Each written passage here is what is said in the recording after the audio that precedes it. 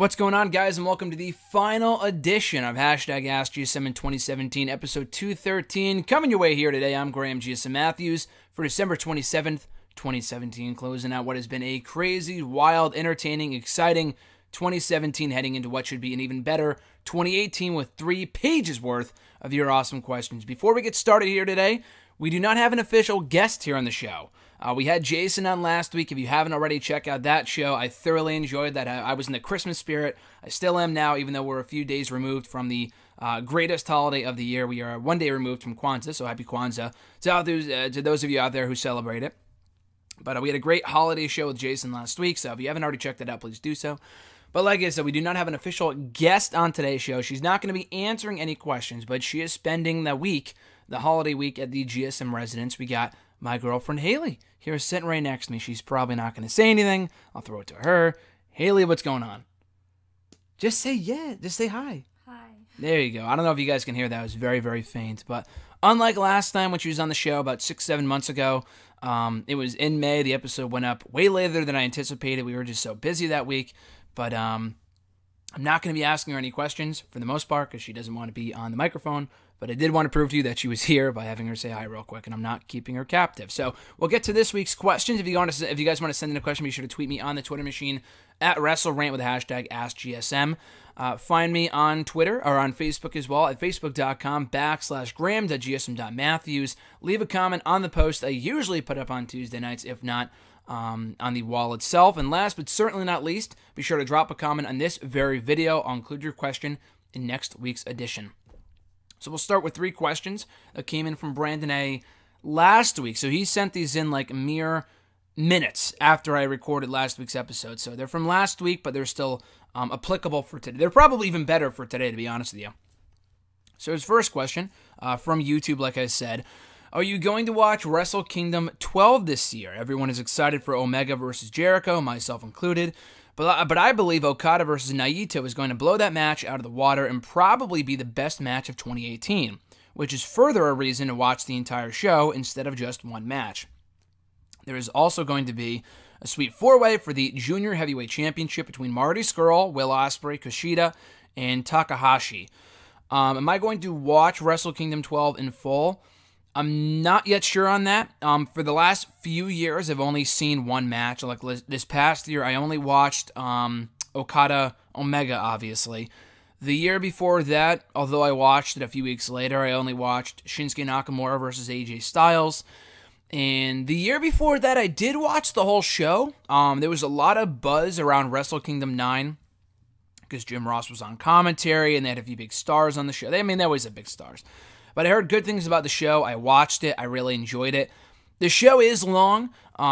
It's like pretty much like WrestleMania length, if not longer. I'm not going to watch it live because it airs here on the East Coast at like fucking 2, 3, 4 o'clock in the morning. That is ridiculous. After the fact, I might. I'm not yet sure. I'll definitely be watching Jericho Okada or Jericho Omega. That's a pretty much a bona fide fact at this point. That's a guarantee.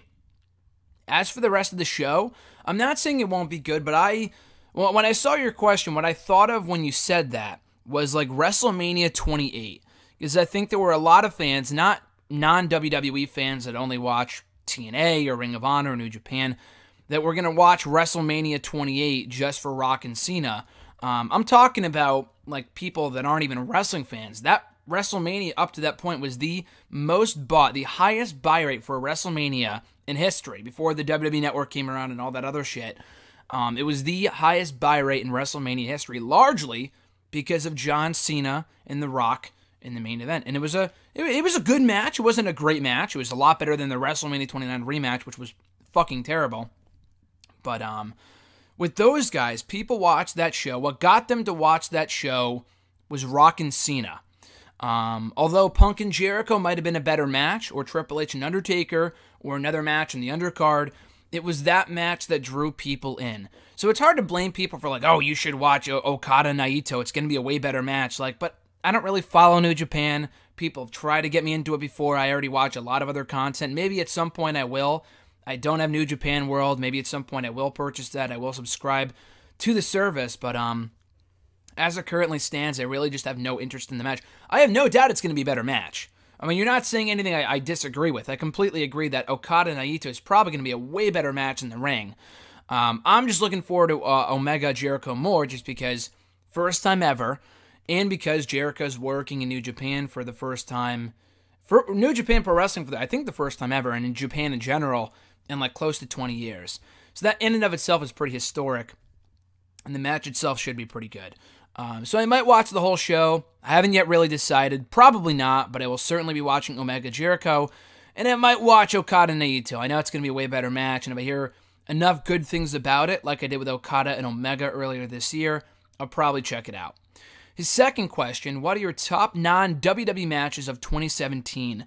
The list I put together, the aforementioned Okada-Omega match, or both of them, I guess. There was three. The one at Wrestle Kingdom, earlier this year, Wrestle Kingdom 11, that match that went a while. I think it was the second match that was a 60-minute draw. I enjoyed the first match more. The second one might have been better, although I did like the first match more. So I would put both matches on the list, and even the third match, which I heard was excellent, but I didn't watch it. Any one of those encounters. Killshot and Dante Fox from Lucha Underground. It was, I think, Ultima Lucha Trace, Part 2, Part 3, I don't remember, but that match they had where they were basically killing each other with like the glass. A lot of people don't like that shit. I personally don't like that type of shit in terms of wrestling. But that match was phenomenal for the feud they were having, for the story they were telling. I love that match. There were a lot of other Lucha Underground matches this year that I would put on that list too, but that was the first one that came to mind. Young Bucks versus the Hardys from the Ring of Honor. What was it? Not All-Star Extravaganza. It was the one before WrestleMania. Supercard of Honor, the ladder match. That match was phenomenal. I did not see it until like a month and a half later. We were at WrestleMania. Jason and I were at WrestleMania. So I didn't go to the show. I didn't watch the show until well after the fact. Loved the match, though. Was probably one of Ring of Honor's better matches of the year. Jay Lethal and Silas Young, speaking of Ring of Honor, had a great last man standing match at the, the September pay-per-view.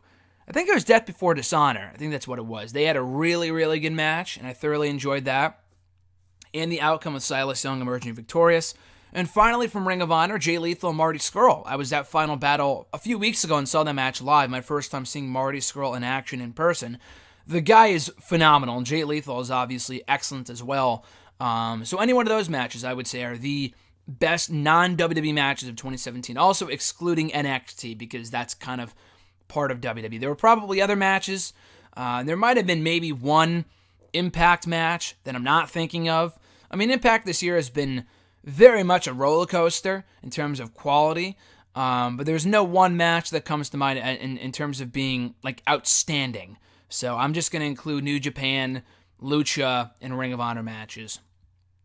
His next question, speaking of WWE, what are the most underrated WWE matches of 2017? Probably not in most fans' top 10 or even yours, but still really good and may be considered forgotten gems. Good question. I did include this. I'm not doing a top 25 best matches of 2017 list this year. I just don't have the time. And a lot of other people have done the same thing. Though I did contribute to a Bleacher Report article with other fellow featured columnists from the website a few weeks ago with like a top 10 list of best matches of 2017. I took the SmackDown Money in the Bank ladder match. I feel like that match does not get enough credit. Everyone involved had a great showing. Corbin winning was great at the time, although he unsuccessfully cashed in the briefcase. The match itself was amazing. I think it does not get talked about enough. That match, the SmackDown Elimination Chamber. I know WWE put up their list of their top 25 matches like a few days before Christmas. This one was on there. I don't think the ladder match was, oddly enough. This one was, though. The chamber match was really, really good. Again, Wyatt winning was great at the time. In retrospect, they flopped the reign. They fucking fucked it up. No more than a month later at WrestleMania 33 when Orton beat him for the belt. The match itself, that was great. AJ lasting from start to finish. AJ and Cena kicking off the match. The story's told with Cena and Miz, Ambrose and Corbin. A lot of good stuff there. A lot of good stuff. So really, really enjoyed that match. Probably one of the better Elimination Chamber matches I've ever seen, by the way. One match I don't think was on WWE's Top 25, which kind of surprised me. The first ever one-on-one encounter between Randy Orton and AJ Styles. It happened on SmackDown a few weeks before WrestleMania. It should have happened at WrestleMania, but nonetheless, it was a really, really good match. Been waiting for a rematch ever since. But those two worked wonderfully together, and it was a great match. Fantastic finish, too. The fake out RKO or the fake out 450 from AJ. Really, really good match that I feel like kind of gets forgotten about. And finally, this was on the WWE Top 25 list, too, but I feel like, again, doesn't get talked about enough. Because the pay-per-view was very forgettable / just not good. The Extreme Rules Fatal 5-Way, when Samoa Joe wanted to become the new #1 contender to the Universal Championship. You had Samoa Joe, Seth Rollins, Finn Balor, Roman Reigns, and Bray Wyatt. Everyone held their own. Really exciting match. The show itself kind of sort of sucked, to be honest with you. And I'll include another one, too. I don't think it's underrated, although it wasn't on WWE's list, which shocked the hell out of me. I don't think any Braun Strowman Roman Reigns match was on the list either, but nonetheless, the Hardy Boys Sheamus Cesaro Iron Man match from Great Balls of Fire, which was a low-key great show. And I don't use the word low-key a lot, but I'm going to use it here, and I'm not talking about Caval. That show was really, really good. The top 3 matches, that tag team match, Strowman and Reigns, the ambulance match, and Lesnar and Joe, all those things combined made for a really, really good show. But I feel like that Iron Man match, people praised it quite a bit at the time, and the finish was great too, with Cesaro getting a win in the last second, and they retained the titles. It was surprising, it was well done. I feel like that match does not get talked about enough, so those would be my most underrated matches for 2017 in WWE. Prince5835, also from YouTube, just to let you know that on the day that you upload this, it will be my 21st birthday. Well, happy birthday, Prince5835. His first question was, with finishers in WWE being just another move, do you think the RKO is the last protected finishing move only because of the memes and the videos on the internet? That has really nothing to do with it, because the memes and the videos and stuff did not come around until, I want to say, late 2014, early 2015. The RKO has been a protected finish pretty much since the get-go, since he started using it around 04, 03, whatever. 03, I would say, late 02. It's really kind of always sort of been protected, so it had nothing to do with the memes and the videos on the internet. That's always kind of really been there, the fact that it's been protected. The memes and internet videos kind of came later. It's probably one of the more protected finishers in WWE history. That, the pedigree, a lot of people would kick out of the stunner and the rock bottom. God knows how many people have kicked out of the fucking attitude adjustment, the FU, whatever you want to call it. The tombstone also fairly protected as well. And the RKO is up there too. And I'm surprised all these years later, not many people kick out of an RKO. You would be surprised. I know Orton's been around for a while now. Guys like Mark Henry have kind of kicked out of it before. And in recent years, I'm trying to think of... Rollins didn't. I think Rollins may have kicked out of one at WrestleMania 31 before he would, Orton would hit another one, and the one in midair, which was phenomenal. Beyond that, I think Rollins may have kicked out of it. But yeah, only very few people have kicked out of the RKO. It has nothing to do, very little to do with the memes in the internet videos. It's been protected way longer than those ever came around. Well before those ever came around. His next question: why do wrestling fans complain about there being too much wrestling when they can easily not watch some of these shows? I remember watching Raw, ECW, TNA, and SmackDown every week and having no complaints. Everyone is different. I like to review everything that I watch. If there wasn't as much wrestling out there, I might be watching New Japan, but I watch all the WWE shows, I watch Impact, I watch Ring of Honor, I watch Lucha when that's on the air, I watch a lot of stuff. In addition to all the network content and stuff they put out, it's a lot of shit. I know what you're saying. You make a good point, if there's so much content, why don't people just not watch? It's hard. With Raw, there's too much content. 3 hours is a very, very long time. It's not just a matter of too many shows, although that's kind of a factor too, because no one's going to watch those shows, so why even bother having them? But with a 3-hour Raw, it's just not necessary. 205 Live, God bless it, but very few people watch it. No one really cares. The crowds don't really give a shit.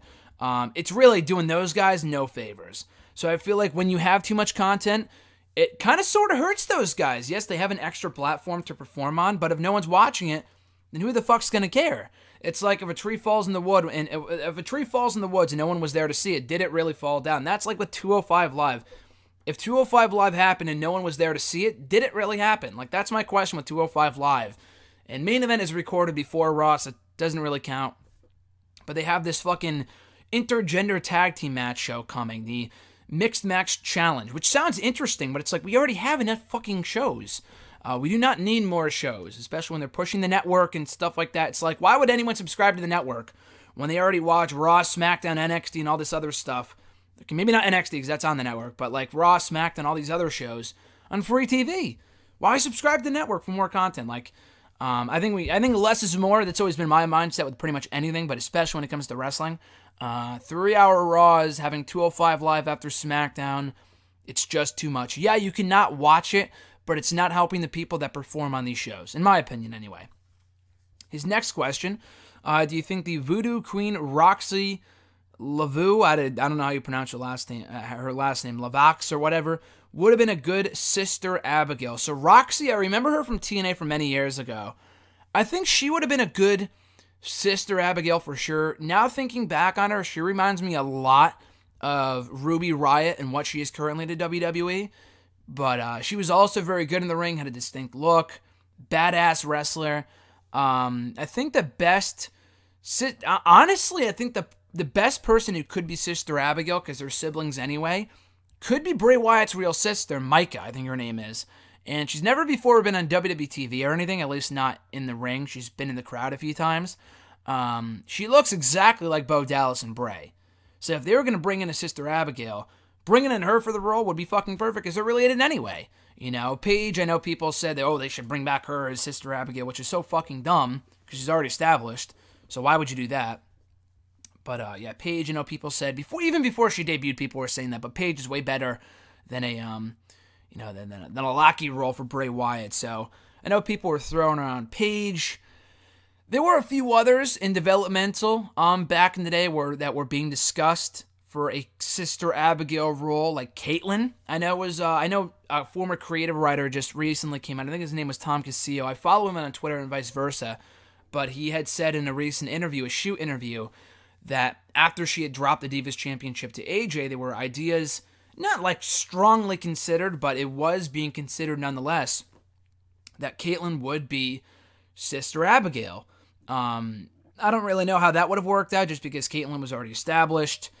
And it would have been something good for her. She ended up leaving the company anyway, mere months later.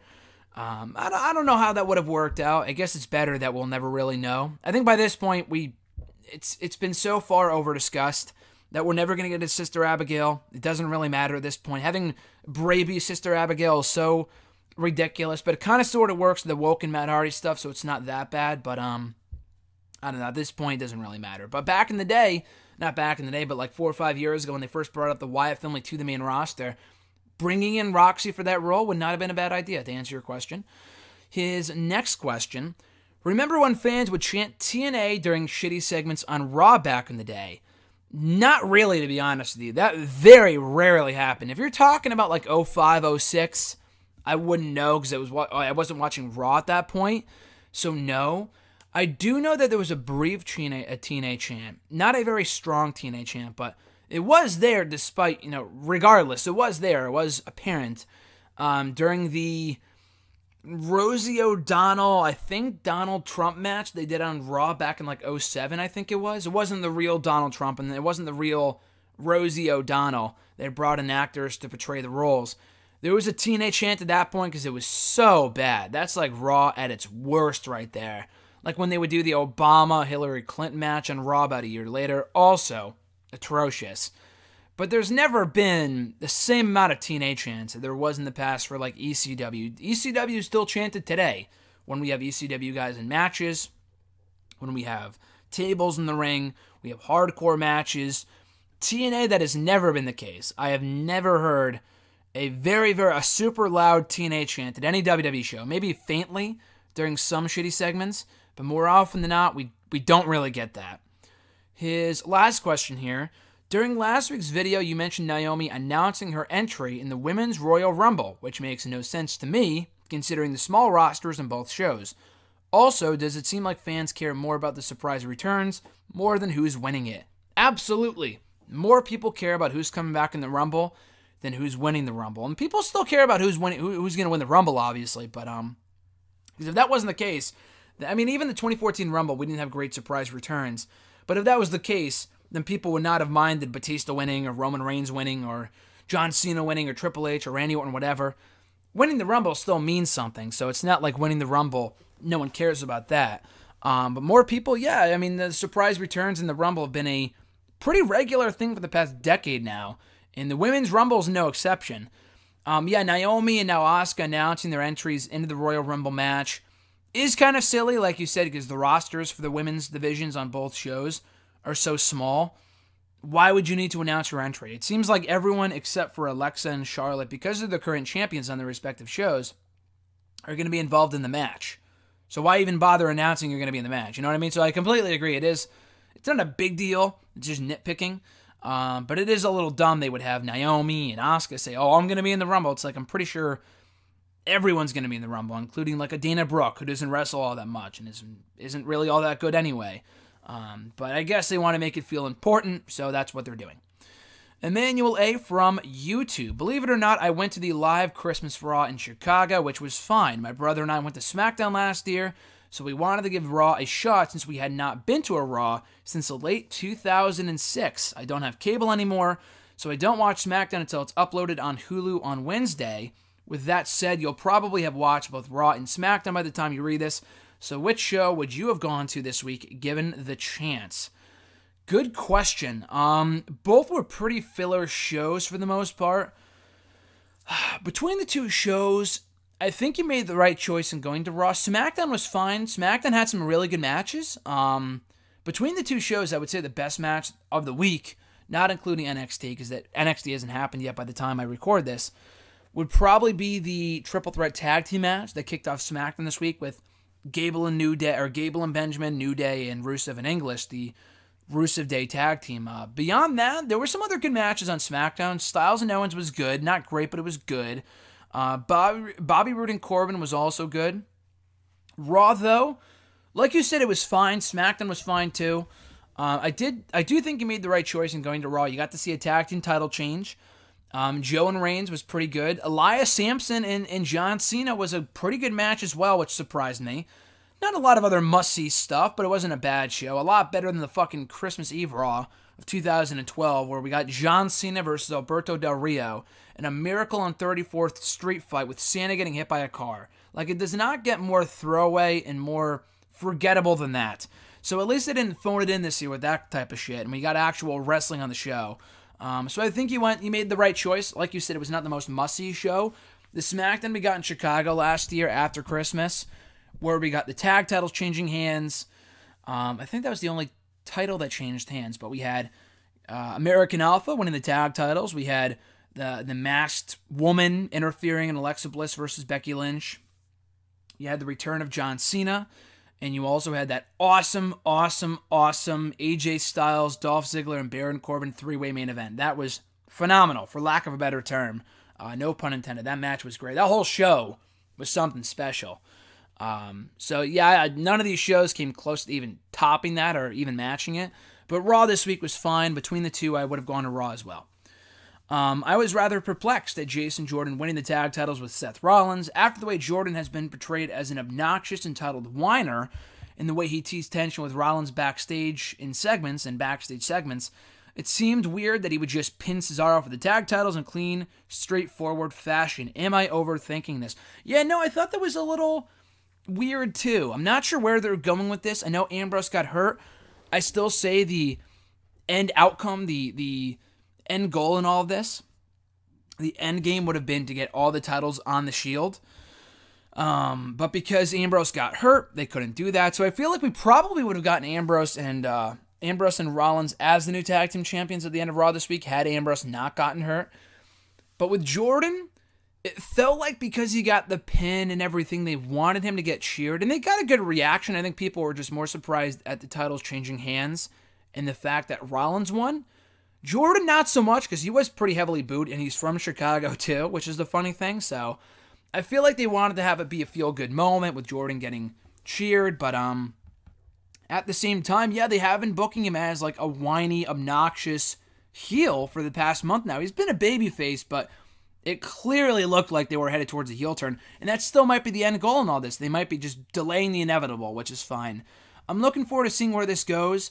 I would be shocked if they had Ambrose or Rollins and Jordan be a cohesive tag team from here on out. I just think that would be stupid.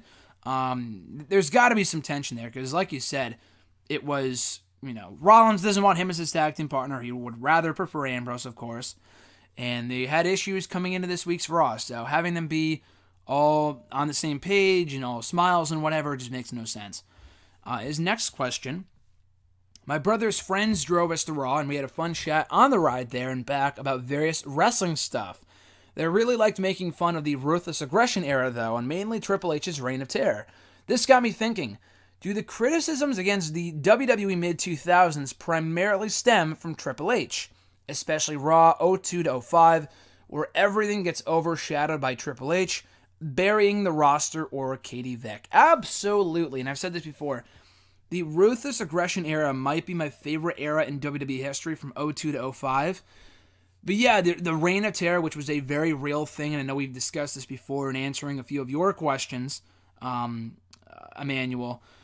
But I've said this before, the biggest black spot on that time in wrestling was Triple H. Not to say that he was having bad matches, but he wasn't putting many people over. He quote-unquote buried Booker T. He buried Rob Van Dam.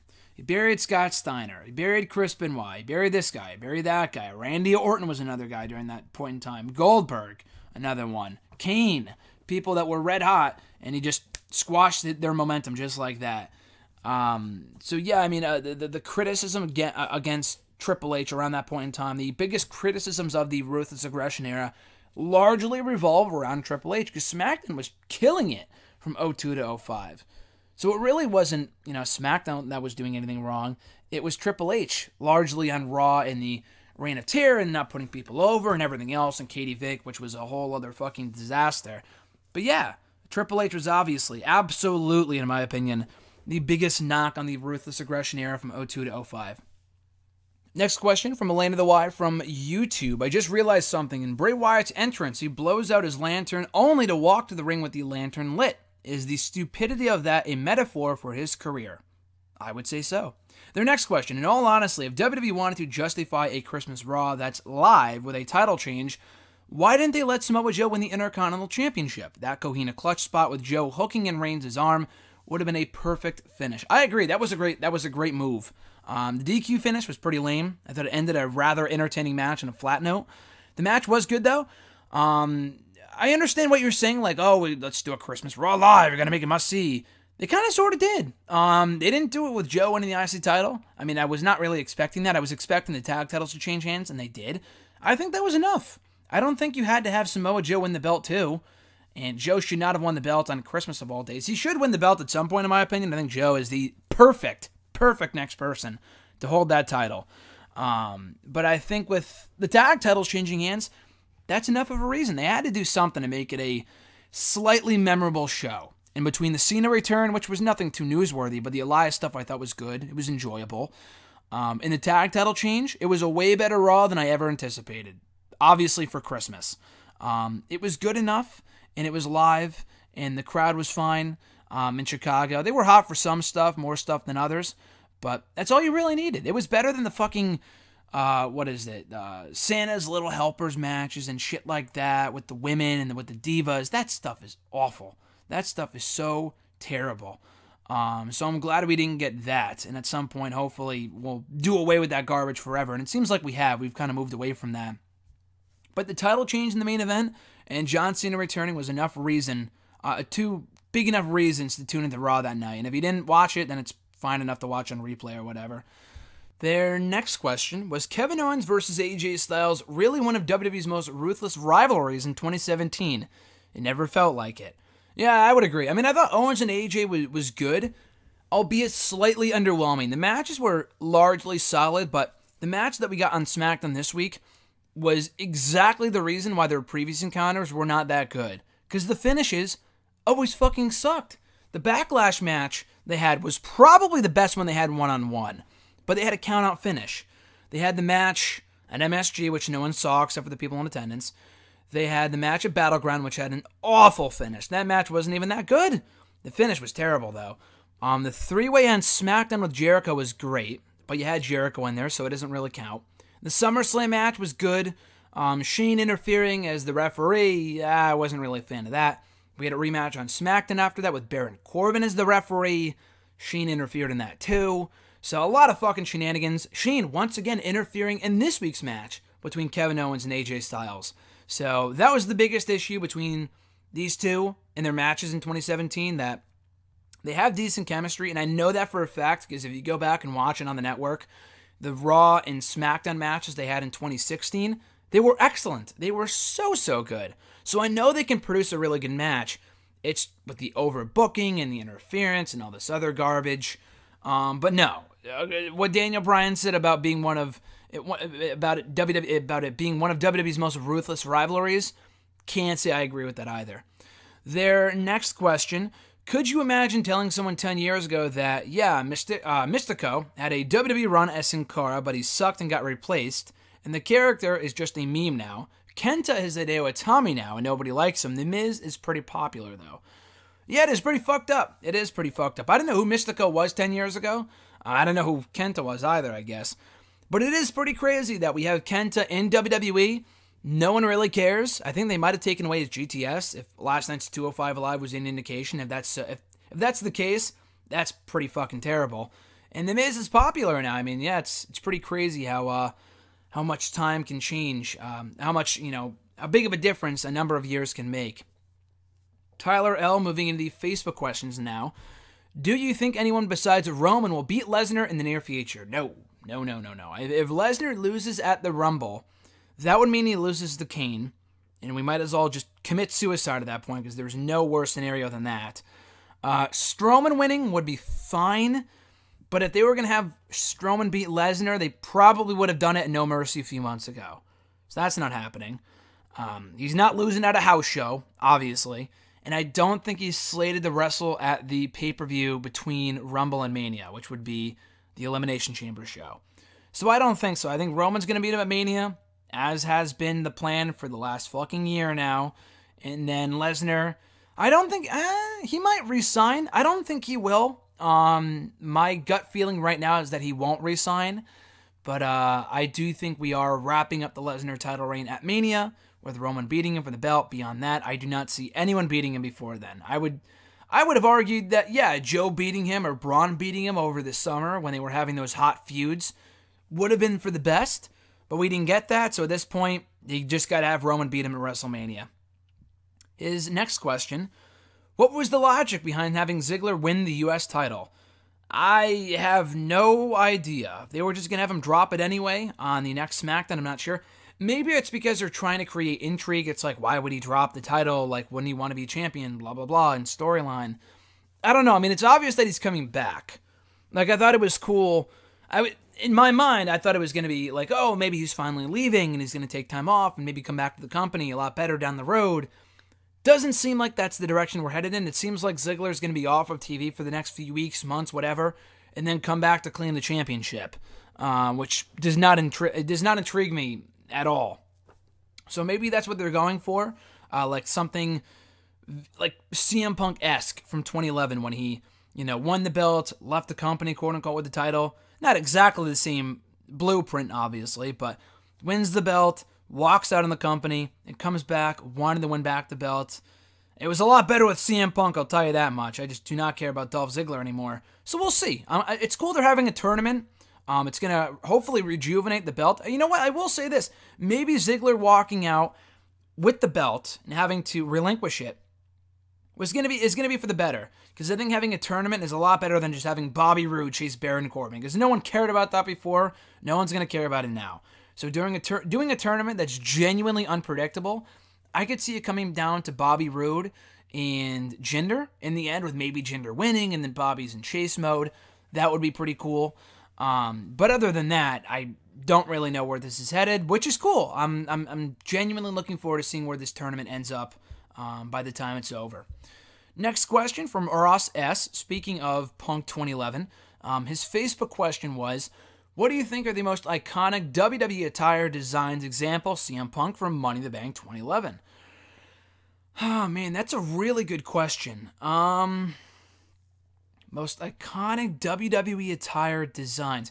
Rey Mysterio, whenever he would make his entrance at WrestleMania, whether it was at the Joker, as the Joker at WrestleMania 25, or as the Avatar character at WrestleMania 26, those were already very,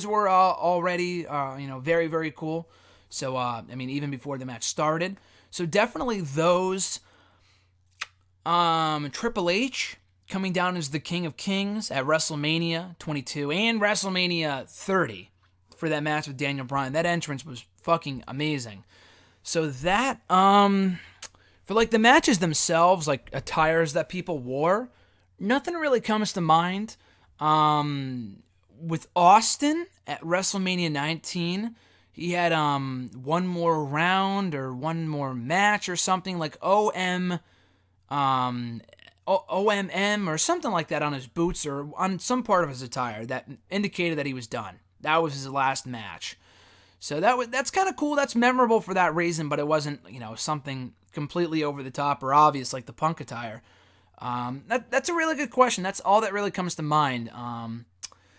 Let me see. I'm not really sure, like a Shawn Michaels attire maybe, or like how he dressed like God at WrestleMania 25 when he dressed up in the all white. That was pretty cool. Taker. I don't know, coming back as the Dead Man at WrestleMania 20. That's a good question, but those are the ones that come to mind. His next question, how long do you think Vince will keep Asuka undefeated for, considering how recent NXT call-ups have been?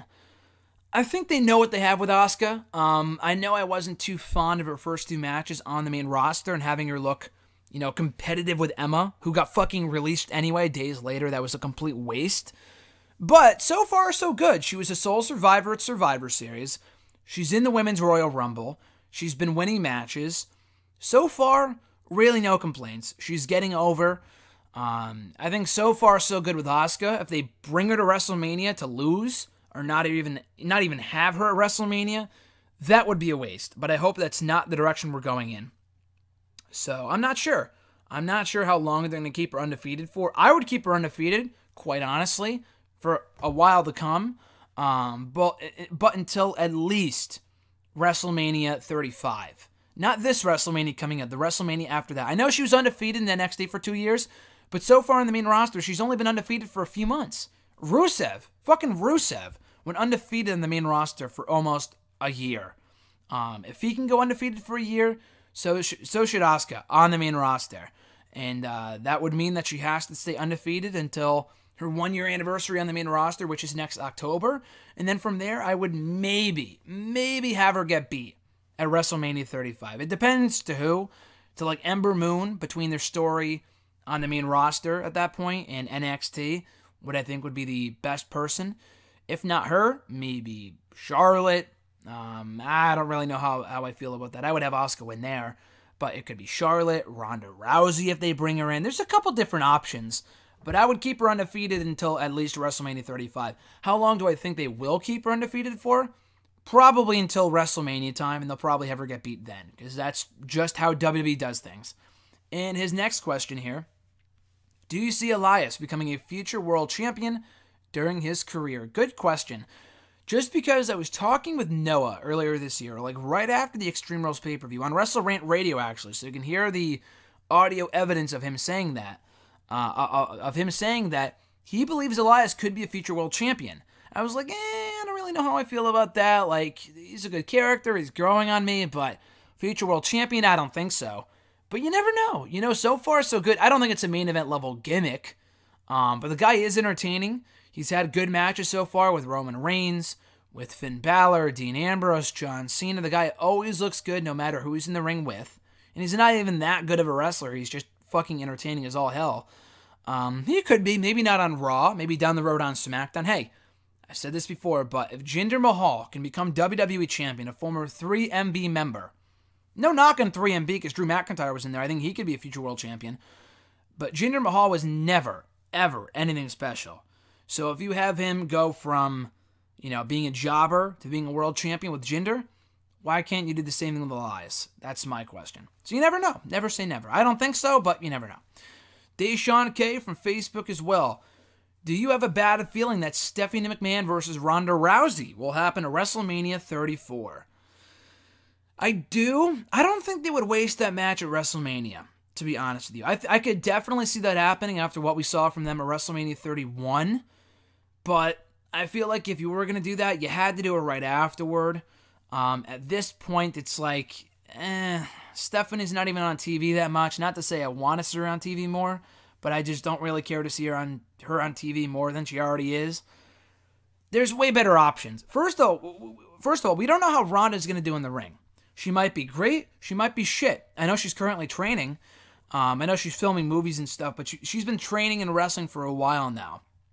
But she could be absolutely awful. So if that's the case, why the fuck would you want her in the ring with Stephanie McMahon, whose match with Brie Bella, for all intents and purposes, was completely passable at SummerSlam 2014? But Ronda Rousey and Stephanie is not a money match at all. Ronda in anything is a money match. I get that in WWE.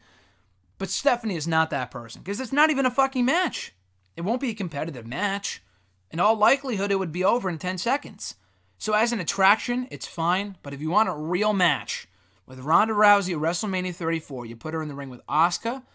Or in my opinion, I would go with Charlotte. I would do Asuka and Paige for the Raw Women's title. I would have Paige win the Raw Women's Championship at some point between now and WrestleMania.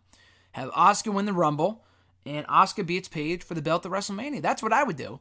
And then in the meantime, you can do Ronda and Charlotte for the SmackDown Women's Championship at WrestleMania 34. Those are two matches, two big money matches for the women. No more of this fucking 5 women elimination match shit. No more of this 6-pack challenge shit, Fatal 4-Ways. I'm done with that garbage. We got to move on to fucking one-on-one matches and focus on real feuds. Not this, we got to get everyone on the card type of shit. Save that garbage for the kickoff show because no one cares. Do real one-on-one matches, Charlotte and Ronda, Asuka and Paige. That's how I would book WrestleMania 34 for the women. But you never know. We could get Stephanie and Ronda. I wouldn't put it past this company, but that's not what I would do. I would love to see Stephanie get her ass kicked, but that's not a WrestleMania-worthy match. Should WWE had used the big gold belt for Raw instead of the Universal Championship? You know, I said this at the time last year when the brand split was brought back, and people were like, "Oh, if we need 2 new world titles again, why not just bring back the World Heavyweight Championship?" That belt, though, in my opinion, is so fucking tarnished. It's a great design that goes back decades and decades and decades. It was held by the Harley Races, the Ric Flairs, the Dusty Rhodes of the world. But it was also held by the fucking Great Khali. It was held by Jack Swagger. It was held by all these losers. Alberto Del Rio, how forgettable was this guy as World Heavyweight Champion in 2013? Very forgettable. Beyond forgettable. So why would you bring that belt back when it has so many bad memories attached to it? I'm not saying for the Universal title design, I'm not saying that the design we have now is that much better, because it's a blatant ripoff of the WWE Championship. It's just red.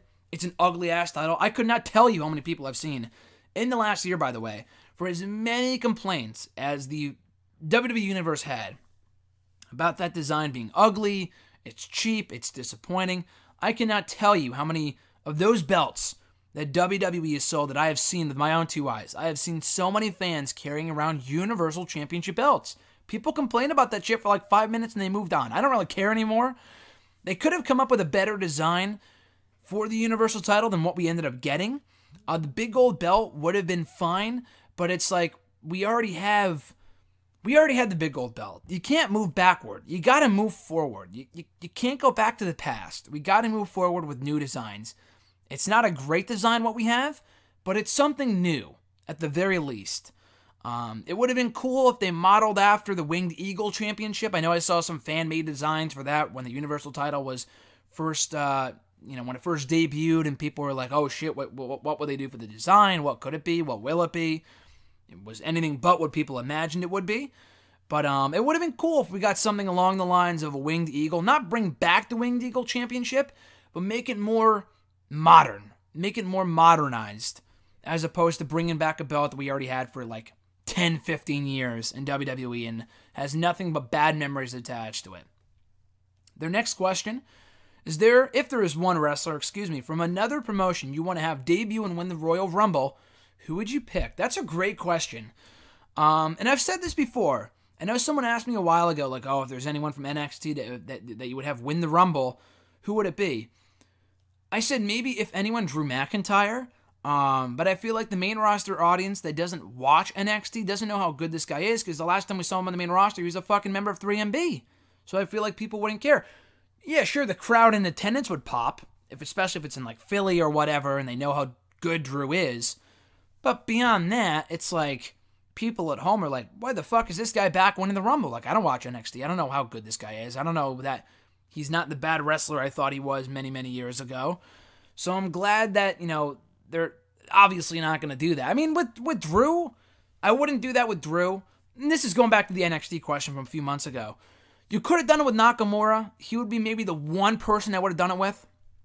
Because even if people don't know him, people are going to get into him quickly from the entrance theme and whatever. For the people that don't know him, they would have gotten to know him very, very quickly. So if not Nakamura, and that's from NXT, you're talking about another promotion. Like, when I was thinking this question over, like, who's a big enough star that if they won the Royal Rumble in their first appearance, it would be a big deal? Like, if they did that with AJ, I think it would have been cool a few years ago because he debuted in the Rumble anyway. Obviously, that wasn't the case. He worked out fine. He won the belt a few months after that, later on in 2016. AJ's doing just fine. If there's another star from another promotion that I would have win the Rumble in their debut, honestly, it might be Kenny Omega. Not everyone knows Kenny Omega. A lot of people don't know Kenny Omega.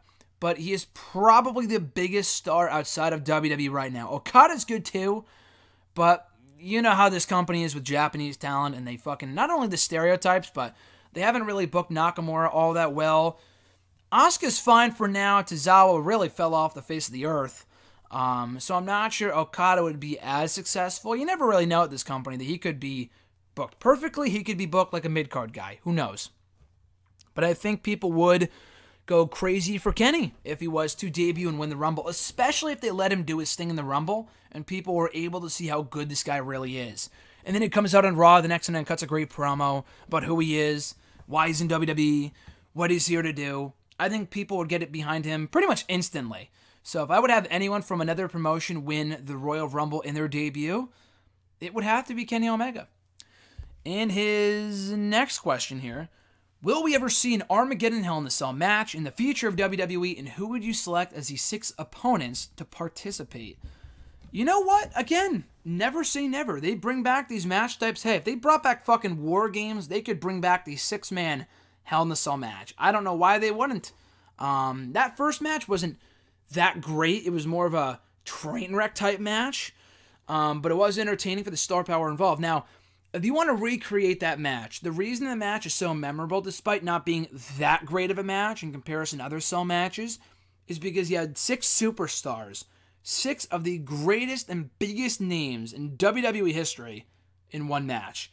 You had The Rock, you had Stone Cold Steve Austin, The Undertaker, Kurt Angle, Triple H, and Rikishi, but whatever. I mean, you had 5 out of 6 ain't that bad. So, stacked match, star power, beyond star-studded. If you're going to do that again, you got to have the equivalent to each of those guys.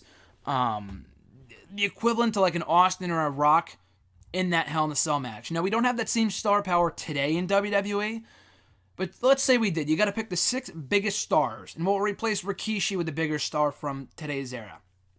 So I know people are going to hate hearing me say this, but you got to put John Cena and Randy Orton in there. They're 2 of the biggest stars this company has.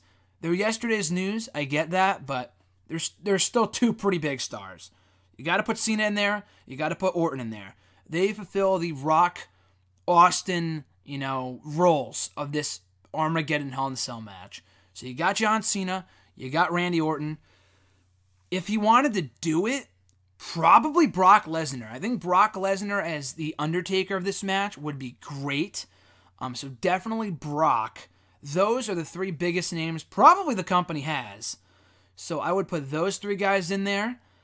For the following three guys, these are the three biggest guys that aren't part-timers, that aren't names from 15 years ago in WWE, to kind of fulfill the roles of Triple H, Kurt Angle, and Rikishi, who I would have be a bigger name this time around.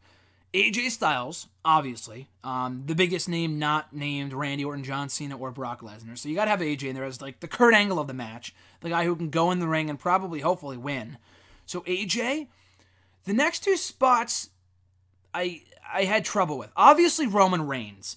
You would have, Roman Reigns is like 5 years into his career. Triple H was like 4 years into his career by the time the Armageddon 2000 came around. So I guess Roman as like the Triple H of this match isn't that far-fetched. So you have Roman as Triple H, AJ as Kurt Angle, Lesnar as Undertaker, Orton as Rock, and Cena as Stone Cold. Who do you have in the Rikishi spot? I wouldn't put like Elias in there. I wouldn't put like Apollo Crews. It's got to be somewhat of a big name. The two names I put down here that were tied for me were Shinsuke Nakamura and Seth Rollins. Now at this point, Seth Rollins is the more established of the two. So I'm going to say Seth Rollins. The guy's a former two-time WWE champion, United States champion, tag team champion, WrestleMania headliner, former member of the Shield, the Authority. And he's been here for 5 years too. So he's a bigger name now than Rikishi was in 2000. So I would go with Seth Rollins as the final guy. Nakamura at this point is not yet established. I was going to say Nakamura in the ring would be a better fit than Rollins, but Rollins is every bit as good, if not better, than Shinsuke Nakamura in the ring. So I think I like that 6 layout right there, those 6 guys that I have picked out. John Cena, Randy Orton, Brock Lesnar, AJ Styles, Roman Reigns, and Seth Rollins. Tell me that you would not want to see that fucking match. I would maybe put KO in there too instead of Rollins, but I feel like Rollins at this point is the bigger star. So that's why I would put him in there over Kevin Owens. Next question. Andre G. from Facebook. Should Dean Ambrose turn heel upon his return? I think he should. We were watching Raw the other day, and Haley, who is still sitting right here next to me, being quiet the entire time. She's now currently under the AJ Styles blanket she got me for Christmas last year, not wanting to say a word.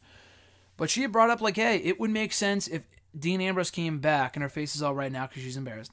It would be funny, or it would be interesting if Ambrose came back and probably went heel because, Seth Rollins replaced him in his absence. It wasn't really Seth's call. It was more Kurt Angle's. But Seth, teams with Jason Jordan, wins the belts on night one. They just win the belts on night one. So not only that, but it was Seth, technically in storyline, who injured Ambrose. I know Samoa Joe attacked him backstage, but Ambrose tweaked his elbow in the match itself because of Rollins doing a tope suicida. So he can blame Rollins for that. He can blame him for the tag team thing.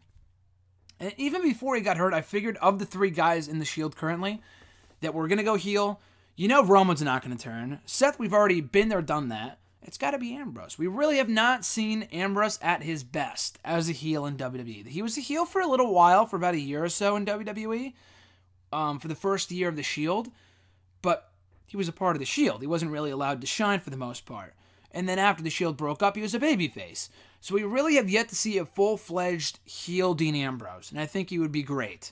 I think Ambrose should go heel. Maybe not on night one, but I think at some point, down the road, once they plant the seeds, and he might be out for 9 months. I hope that's not true. It'd be cool if he was back for WrestleMania. At this point, it doesn't appear to be the case. I do feel like they will slowly plant the seeds for his. It's like when Rollins came back. He should have been a babyface from the get-go when he came back from injury in the spring of 2016. But it might be the same thing where he comes back as a babyface for a while before officially turning a few months down the road. So I look forward to seeing how Ambrose kind of fits into the picture when he gets back. It sucks that he's hurt, but this could kind of speed up the process and finally turning him heel, which has been long overdue for a while now, by the way. His second question, in their prime, who do you think would have been successful in today's wrestling? Ron Simmons, the franchise Shane Douglas, or the British Bulldog? Very good question. Of those 3 guys, probably Shane Douglas. Ron Simmons was very good, as was the Bulldog. But WWE has yet to really run with an English person as like their top guy. They really have not had a main event level guy that was English. They had William Regal, Wade Barrett, this guy, that guy, but never put the belt on him. We have yet to have a British-born, an English-born world champion in WWE, which blows my mind. So I don't think he would be used that much better now than he was 20 years ago. Simmons is good, but I think the franchise Shane Douglas, the guy could talk. I was watching ECW like Hardcore Heaven or whatever show it was from 95. And it was a good show, but Douglas, it just struck me how good the guy was in the mic. In the ring, he was good too, but on the mic, the guy was so fucking great. And I think in today's WWE, him and Kevin Owens would be awesome. So yeah, I think of those three, the franchise Shane Douglas would be the most successful in today's wrestling. Jeremy B. from Facebook, not really much of a question, but he did say, I have no optimism that they will actually capitalize on how organically over Rusev has gotten. See, Luke Harper, for example. I just hope Rusev does not get the bad news Barrett treatment. Oh, I expect that he will. I have no doubt that because they see Rusev getting popular, they will just either not use him or relegate him to some stupid-ass undercard shit where he's still a heel. They should have turned this guy a long time ago, but if there's any time to turn him babyface, I completely agree. It should be right now. I'm not saying you need to put the world title on him right now, although I probably wouldn't complain about that. Although I do love AJ Styles. The guy is just so entertaining. The Rusev Day stuff is amazing. Happy Rusev Day, by the way. Just Rusev is so good. In the ring, the guy's not great, but as a character, he's so fucking entertaining. So, yeah, and he's easily the most over that he's ever been in his entire career right now. So now's the time to capitalize. Will they? I doubt it. I don't think they will. But it would be cool if they did going into 2018 by at least putting him in the U.S. title picture. I love this stuff with Aiden English, and they could still be a unit, even if Rusev's in the mid-card scene, the U.S. title picture, chasing that belt. And English can be a sidekick. Next question, at Scarlet1 from Twitter. We're closing out here with a few more questions. Bruce Pritchard said on the Something to Wrestle With podcast that Vince was hesitant to push RVD as a world champion because Rob only wanted to play his regular RVD character, but Vince wanted more range out of him. Do you think that's reason to not push RVD? No, I mean, it's a good reason. I agree with Vince. We should have gotten more range out of RVD at that point. But it's not a good reason to not put the belt on him. I mean, the guy, again, was so over at that point. So fucking over. Like, why wouldn't you put the belt on him? I know you wanted more range out of him. Dude, whatever. We've had the same Roman Reigns for fucking 5 years. If we could have the same Roman Reigns for 5 years, I think we can have an RVD as world champion for a few months. That's my 2 cents. But yeah, that's not enough of a reason to not put the belt on the guy because he was so over. And he was a lot of fun to watch in the ring. I agree with the reason, but I don't think it's enough of a reason to not put the belt on him at that point in 2002. 2017 and 2006 share the most WWE pay-per-views in a calendar year at 16 each, which had the stronger quality. I was going to say 2017 off the bat because 06 had that awful December to Dismember pay-per-view. But then again, we had Battleground 2017. Yeah, that was a thing, people. That was a fucking thing. Where we had Randy Orton versus Jinder Mahal with the return of the Great Khali in Punjabi prison. That actually happened. That pay-per-view gives December to Dismember a run for its money in terms of being one of the worst pay-per-views in company history. Absolutely terrible. Beyond that, 06 did not have a lot of great shows. They were a lot like 2017 where we not only had a lot of pay-per-views, but a lot of them were just, good. Some weren't good, but there weren't many great pay-per-views. We had One Night Stand 06. WrestleMania that year was all right. I'm trying to think of other pay-per-views. Armageddon that year I think was pretty good from what I can recall anyway. So I'm going to say 2006, had a better year overall in terms of quality. But 2017 is not far behind. I think 2017's WrestleMania 33, was better than WrestleMania 22. Just my opinion. But we also, I think they fell on the same days too. If you look at the calendar for 2017, it was the same calendar from 06 too, which is interesting. For the first time ever, by the way. We have not had, like, Christmas on a Monday since 2006. Not that really means anything. It's really hard to say, but I'm going to say 06, because One Night Stand 06 was unbelievably amazing. And we didn't really have that one great pay-per-view in 2017. A lot of good ones, a lot of decent ones, a lot of bad ones too, or forgettable ones. 06, same thing, but at least they had that One Night Stand pay-per-view and Armageddon. And those were two really, really good shows, especially One Night Stand. So I'm going to go with 06 as the better quality for pay-per-views in WWE over 2017. Were there any improvements 2017 made over 2016? Ooh, not many, to be honest with you. I think SmackDown was way worse in 2017 than last year because they had Jinder as champion for a good 6 months out of it, which was atrocious. I think that brand split was better done last year. I mean, Raw has been a bit better this year. Not amazingly great, but it's been, a bit better. NXT was still good in 2016. I think it's been better in 2017, though. Overall, 2017 has been the year of NXT. It really is unbelievable because we had a lot of call-ups this year, too. They called up a lot of women between Asuka, not only Asuka, but they called up Mandy Rose, Sonya Deville, Ruby Riott, Sarah Logan, Liv Morgan, in addition to Samoa Joe, Shinsuke Nakamura, The Revival, Ty Dillinger, Bobby Roode recently, Hideo Itami, and a lot of others.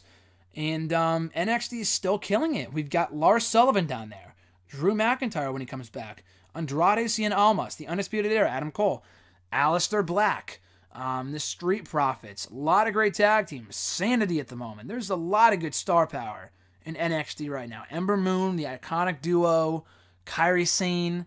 So yeah, they got great talent down there. NXT I think was better overall in 2017 than 2016 because they kind of fell off a cliff after Brooklyn 2. And tag team wrestling was better in 2017 too. It has its years where it's really, really good, and it has years where it's just completely forgettable. And New Day as champions for the better part of 2016 was good, but it didn't make for a lot of exciting matches. In 2017, we had New Day and Usos having their amazing, stellar series of matches. We had the Hardy Boys come back, and their series of matches with Cesaro and Cesaro and Sheamus, excuse me. I was thinking of New Day for a second. We had Cesaro and Sheamus versus, recently, Ambrose and Rollins. That series of matches was also really, really good. We had the Club, who didn't light the fire. We didn't light the world on fire in 2017, but they were, all right, I guess. Enzo and Cass. We had DIY versus the Authors of Pain versus the Revival in NXT this year. So I think tag team wrestling and NXT were better on the whole. I don't think the women's division was better this year than it was last year. But I do think the only two improvements I think anyway that were better between 2017 and 2016 that come to mind off the top of my head are NXT and the tag team division. Final two questions from @Scarlet1, then one question from RJ, and we're wrapping up here. Have you heard about Sheamus' neck problems? He made a video a few weeks ago about how he's trying to recover from spinal stenosis, which is what Steve Austin had and Edge suffered from in their careers.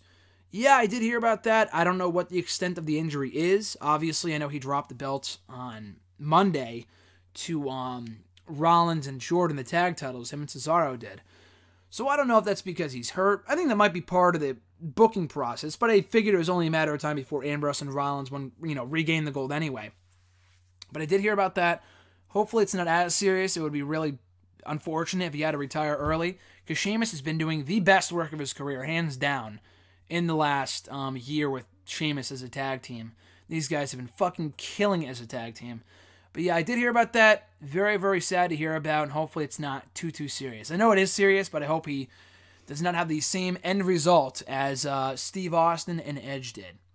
And their last question here, which year in wrestling do you recall having the best January?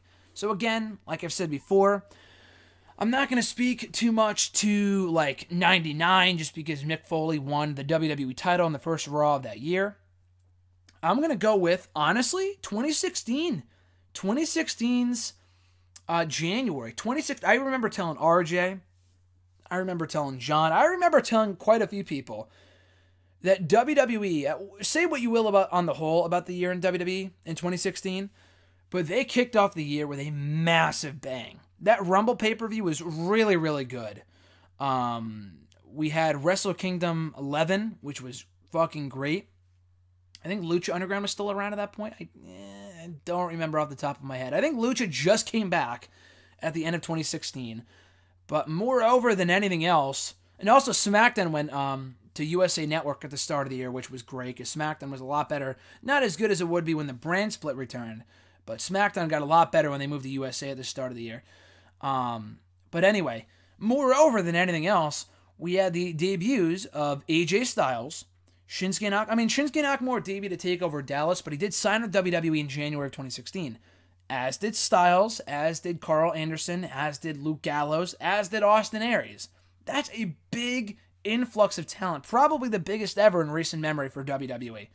All in the month of January, so easily the best year in wrestling for the month of January, in recent memory anyway, has got to be 2016.